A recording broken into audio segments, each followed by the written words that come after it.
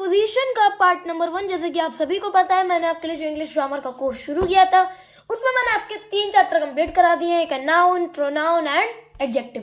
तो ये 3 चैप्टर मैंने आपको कंप्लीट करा दिए। अगर आपने ये नहीं देखे हैं तो आप मेरे चैनल पे जाके इनको देख सकते हैं। और आज हम लोग पढ़ने वाले एक नया चैप्टर जो कि है प्रीपोजिशन। प्रीपोजिशन, इसको तोड़ के अगर पढ़ेंगे तो एक वर्ड निकल रहा है प्री और एक निकल रहा है पोजीशन। क्या? प्रीपोजिशन। एक वर्ड ध्यान से देखना, एक वर्ड है प्री और एक वर्ड है पोजीशन। तो किसी चीज की पोजीशन को डिस्क्राइब करने के लिए हम प्रीपोजिशंस का इस्तेमाल करते हैं। अब चलिए इसको थोड़ा और गहराई में समझते हैं कि व्हाट इज प्रीपोजिशंस। ये प्रीपोजिशंस होते क्या है, इसकी डेफिनेशन कहती है इट इज अ वर्ड, ये एक वर्ड है that shows relation of a noun और pronoun to the whole sentence. कहने का क्या मतलब है? कहने का क्या मतलब है? इसका कहने का मतलब ये है कि ये एक ऐसा शब्द है जो नाउन या प्रोनाउन का संबंध बताता है पूरे सेंटेंस से। आपने ये डेफिनेशन हमेशा से पढ़ी है, बट अब इसको और गहराई में समझना है। जैसे कि हम लोग ना अब एक एक्स्ट्रा पेज लेने वाले हैं। ले चलो, देखो प्रीपोजिशन में हमने क्या पढ़ा कि भाई ये नाउन और प्रोनाउन का ये रिलेशन बताते हैं। नाउन एंड प्रोनाउन का ये रिलेशन बताते हैं किससे? पूरे सेंटेंस से। अच्छा, अगर ये पूरे सेंटेंस से रिलेशन बताता ही है, अगर ये पूरे सेंटेंस से रिलेशन बताते हैं तो इसका मतलब वो क्या क्या चीजें बता सकता है। मतलब पूरे सेंटेंस पे वो अपनी चीज क्या, एक ऐसी चीज है जो वो बता सकता है। सिर्फ एक ही तो चीज है, वो अपनी सिर्फ जगह बता सकता है। या तो अपनी वो पोजीशन बताएगा, या फिर वो अपना टाइम बताएगा, या तो वो टाइम बताएगा, और या फिर वो किसी सीजन, ईयर, इन तक का वो रेफरेंस देगा। तो ये पोजीशन, इसी वजह से इसे नाम दिया गया प्रीपोजिशन, जो होल सेंटेंस से नाउन और प्रोनाउन का रिश्ता बताते हैं। समझे? समझ गए ना? आयो तुम सबको क्लियर है मेरी बात? तो समझ में आ गया ना? ये प्रोनाउन या तो अपनी पोजीशन बताएगा, या फिर टाइम बताएगा, या फिर एक्सेट्रा एक्सेट्रा और भी चीजें बताएगा। समझ गए?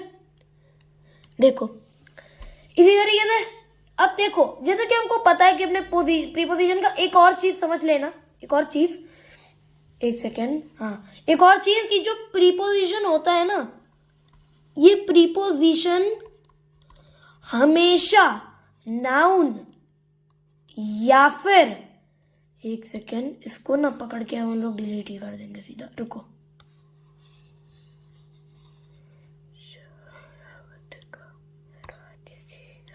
इसको हम डिलीट कर देंगे यहां से, ये हो गया डिलीट। चलो, तो नाउन और प्रोनाउन से ये ना प्रीपोजिशन नाउन या प्रोनाउन से हमेशा जस्ट पहले लगेंगे। प्रीपोजिशन हमेशा नाउन या प्रोनाउन से पीछे लगेंगे। जैसे कि ऑन टेबल, ऑन एक प्रीपोजिशन होता है, ऑन टेबल तो नाउन के जस्ट पहले लगा। ठीक ऐसे ही और प्रीपोजिशंस का इस्तेमाल भी हम लोग इसी वीडियो में देखने वाले हैं। 3 मेन प्रीपोजिशंस के आज हम लोग इस्तेमाल देखने वाले हैं। तो चलो भाई, बिना नहीं वेस्ट किए बढ़ते हैं यूजेस ऑफ प्रीपोजिशंस पे। प्रीपोजिशंस के इस्तेमाल क्या क्या है? एक सेकेंड, इसको ऐसे रखो, ऐसे, थोड़ा सा दिक्कत है, इसको पकड़ के थोड़ा सा ऊपर करो। हाँ, तो ये क्या है? यूज बताना है हमको प्रीपोजिशंस के, जो कि हम लोग आज 3 पढ़ेंगे, ऑन, ओवर एंड अबव। बहुत ही इजी है, कोई प्रॉब्लम नहीं आने वाली। ऑन का भी यूज बहुत आसान होता है, ओवर का भी यूज बहुत आसान होता है, एंड अबव का भी यूज बहुत ही ज्यादा इजी है। कोई दिक्कत नहीं है। आज सारी चीजें तुमको बेसिक से बताऊंगा, एडवांस तक लेकर जाऊंगा। इस पेज को ना थोड़ा सा और बड़ा करेंगे जिससे ज्यादा एरिया मिले हमको इसको आपको समझाने का। देखो, सबसे पहले अगर हम कोई चीज देखने को समझते हैं कि ये ऑन का इस्तेमाल कब होगा।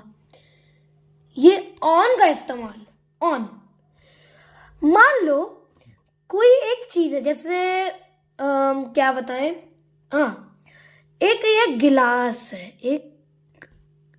एक ग्लास है, ग्लास, ठीक।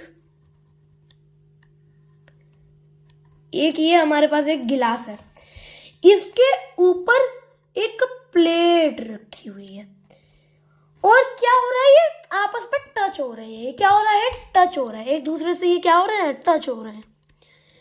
तो जब ऐसी कंडीशन में कभी भी किसी चीज का अपर सरफेस और किसी का लोअर सरफेस, या फिर किसी चीज का लोअर सरफेस और किसी चीज का अपर सरफेस आपस में हो रहा है टच, आपस में हो रहा है टच, तो हमेशा उस पे ऑन का इस्तेमाल होगा कि द प्लेट, रुको ऐसा टिल्टेड क्यों लिख रहा हूं मैं, हम क्या लिखेंगे यहाँ पे, the plate is kept on the glass,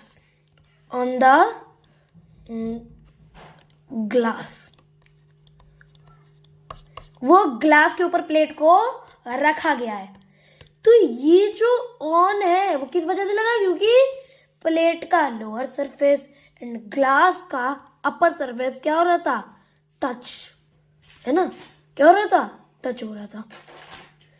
समझ गए ना, समझ में आती है ना मेरी बात। चले आगे, समझ गए ना। ऑन का कब इस्तेमाल होगा, जैसे कि the plate is kept on the glass, वो ग्लास के ऊपर रखा है। लेकिन अगर हम यहीं पे बात करें किसकी, इसको अब हम साइड में करेंगे एंड यहाँ पे एक बॉर्डर लाइन खींच देंगे। और अगर हम यहीं पे देखें, हमने ये चीज समझ गए, आसान थी, आसान है ना।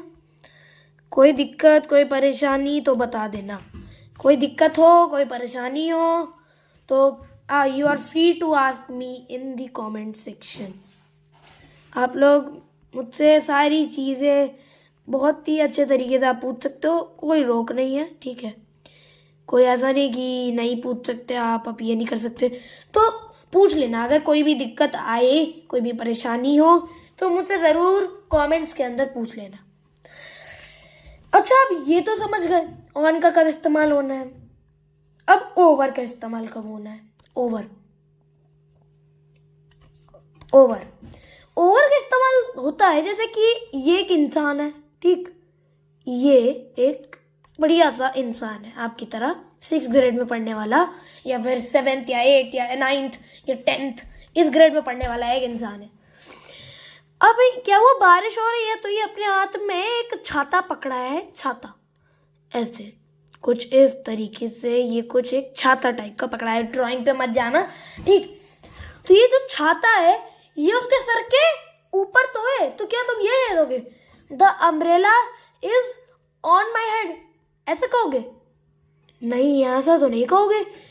हमारा जो सर और अम्ब्रेला का जो वो है सरफेस, वो यहाँ पे टच नहीं है, टच नहीं होता।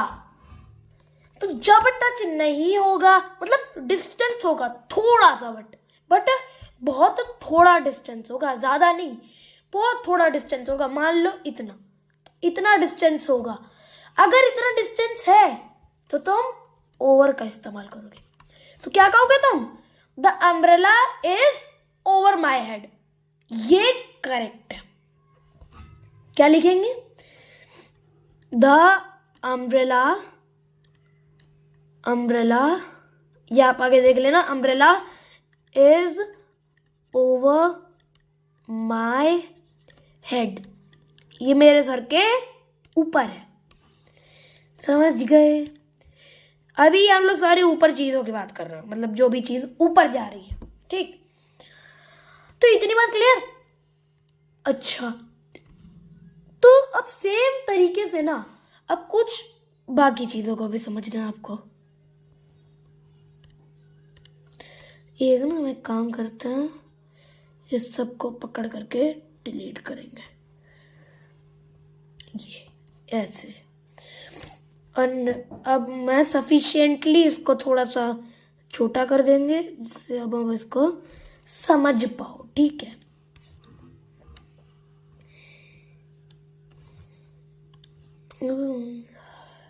ऐसे इतना सही है मेरे हिसाब से। अब इनके बीच में हम एक बॉर्डर लाइन ड्रॉ कर देंगे, समझ गए? अरे भैया ऐसे। और अब हम इसको करेंगे सिलेक्ट और इसको थोड़ा सा बड़ा, थोड़ा सा इधर। चलो, अब ऑन समझ में आ गया, ओवर समझ में आ गया, लेकिन अब ये अबव कब इस्तेमाल होगा? हमने अक्सर लोगों को इसमें गलती करते हुए सुना है कि he is above my head, he is above my head. और होता कहाँ है वो? होता कहाँ है वो? या तो वो आपके सर पे बैठा होगा, या फिर सर से थोड़ा सा ऊपर, मतलब बहुत कम ऊंचाई पे होगा, तब अब का इस्तेमाल कर देते हो। तब तो ऑन और ओवर का इस्तेमाल होता है। तो इसका मतलब आप अभी तक अबव का इस्तेमाल गलत करते आए थे, अबव का इस्तेमाल आप गलत करते आए थे। लेकिन टेंशन नको ना, मैं हूं ना। अब सुनना ध्यान से। आपने एयरप्लेन्स तो देखे है ना, जो इतनी ऊंचाई से उड़ते हैं, लगभग इतनी ऊंचाई से उड़ते हैं एयरप्लेन्स। ये मान लो ये एयरप्लेन है, ठीक। ये एयरप्लेन है एक, है ना, ऐसे सुपरसोनिक दिखते हैं तो समझ लेना। तो ये एक एरोप्लेन है। अब एक ये एरोप्लेन तो है, अब ये आप खड़े हो जमीन पे, ये उड़ रहा 20,000 फीट ऊपर, और आप छुटकू से खड़े हो आप नीचे। आप नीचे खड़े हो, रुको, हेलो यार, हटो। ये भी ना थोड़ा सा हमें इसको छोटा करना है। जैसे इस तरीके से इसको थोड़ा सा छोटा कर दिया। अब ये आप हो और वो 20,000 फीट ऊपर उड़ रहा, आप हो 1 फीट नीचे, आप हो 1 फीट की ऊंचाई पर, और वो उड़ रहा 20,000 फीट की ऊंचाई पर। अब ये बताओ, तुम क्या ये कहोगे the airplane is on my head? क्या तुम्हारे सर के ऊपर बैठा है एयरप्लेन? नहीं, तो ऑन का तो इस्तेमाल नहीं होगा। अब तुम क्या ये कहोगे airplane is over my head? क्या तुम्हारे सर के एकदम ही बगल से निकल गया? अब वो भी नहीं होता है, वो 20,000 फीट ऊपर है, तो ये भी नहीं लगेगा। जब कोई चीज हमसे बहुत ऊपर हो, मतलब जिसको हम अपने हाथ से टच नहीं कर सकते, उस केस में अबव का इस्तेमाल होता है। जैसे कि the airplane is flying above my head, मेरे सर के ऊपर उड़ रहा है, समझ गए? तो क्या लिखेंगे? The airplane is flying above my head, flying above my head. The airplane is flying above my head, ठीक है, वो आपके सर के ऊपर उड़ रहा है, वो मेरे सर के ऊपर उड़ रहा है, समझ गए? Is flying above my head, मेरे सर के ऊपर उड़ रहा है, बहुत ऊपर उड़ रहा है। The plate is kept on the glass, वो ग्लास के ऊपर रखा है, वो जस्ट टच हो रहा है। ओवर में the umbrella is over my head, मेरे जस्ट सर के जस्ट ऊपर है, मतलब ऊपर है, थोड़ा सा डिस्टेंस है, बट इतना ज्यादा नहीं जिसको हम टच भी ना कर पाए। अबव में आप टच इम्पॉसिबल होता है, अबव में भी टच इम्पॉसिबल, ओवर में टच पॉसिबल तो होता है, ऑन में टच भी पॉसिबल होता है, समझ गए? तो ये थी आज की कहानी। आई होप तुम सबको सारी बातें क्लियर हो गई हैं। अगर क्लियर नहीं हुई है, कोई भी डाउट है, you are free to ask me in the comment section. इसी प्रकार की और अमेजिंग सी वीडियोस मैं लेके आता रहूंगा। तब तक के लिए stay tuned with our channel अवीज मोनोपोली एंड मिलूंगा मैं जल्दी आपसे अपने अगली वीडियो में। तब तक के लिए stay curious. Thanks for watching.